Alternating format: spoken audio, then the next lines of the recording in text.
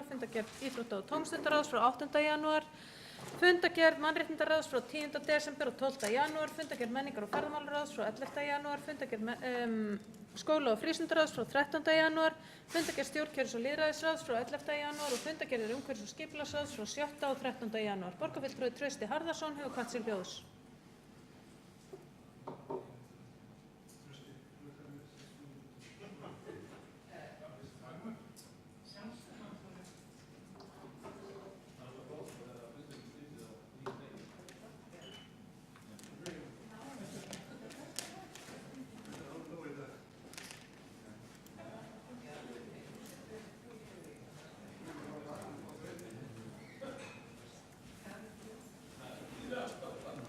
Það býður þögn í salnum.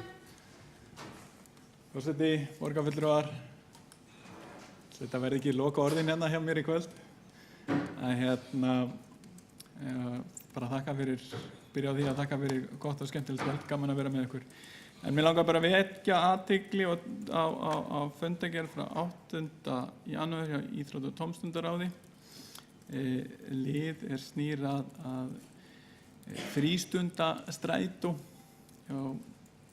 Í dag eru 10 milljónir sem eru veittar á öll hverfisíþróttafélögin sem eru 8 og 1600.000 sem eru að koma á félögin og 5 milljónir til viðbótar á Fram. Þetta dugar ekki til. Það þarf tæplega 30 milljónir til þess að reka frístundastrætó og þetta er eitthvað sem að ég myndi gjarnan vilja að borgarfulltrúar og fleiri myndi bara horfa á. Takk fyrir.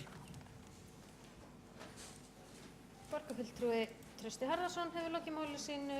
Fleiri hafa ekki hvatt til hljóðs og umræðu lokið. Þá á aðeins eftir að ganga hér frá bókunum og við biðjum borgarfulltrúa